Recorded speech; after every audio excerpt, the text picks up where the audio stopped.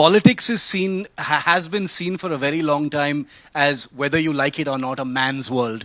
We live in an age now where the women's reservation bill has come in. Many political statements that are made are about women's empowerment. Talk to us about your experience. The Northeast has always been, much more egalitarian as far as women are concerned compared to other parts of the country. What has that experience been like? Well, yes, being born and brought up in a patriarchal society, I do have a lot of obstacles and disadvantages even during the campaign, and not just an MLA candidate, but also as a corporator, because that was my previous profession. And but then like I just mentioned, I feel like those disadvantages can always turn into an advantage of mine. So why do I bother about what is the hindrances that are in my path? Why don't I just use them as a stepping stone for me to climb the ladder higher? So when you have when you are optimistic, and when you have optimism in your life, and you always take things in a lighter way, then you can always overcome everything. So now everybody's asked me about the women reservation, and I always say that if that is the system and I'm abide to follow, that's all right. But also you should not just seek for some special reservation or quota just because you're a female. You can do more than that. You can compete with men, because the equality that we claim is not about physical equality. It's about cerebral equality. So I feel like whether there's a reservation or not, women have the power, the potential, and the capability to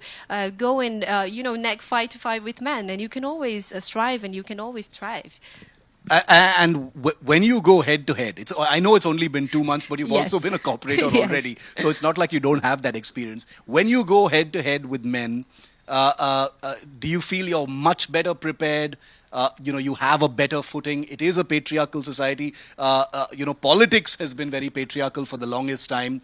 Yes. How do you handle that? Does it ever give you second thoughts?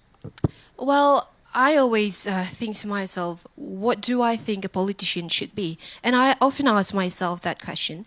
And it's so hard to come up with a perfect answer. But honestly, when I look into the word politics, it's like everybody's, the stereotype of politics or politicians are like, whether it's truth or false, it's like obscured by blind loyalty. And we just make politics as a battlefield of opposing parties. But I always believe that there are more than that, more beyond that.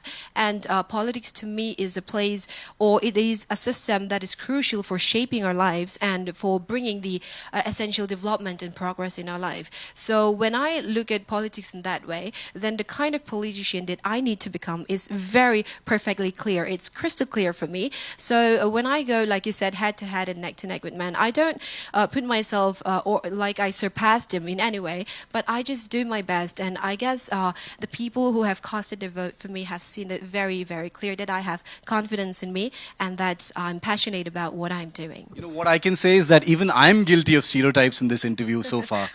Because you're young and a woman, I've asked you about the women's reservation bill and patriarchy, and some would say, would you ask the same questions of a man? So I'm guilty of that.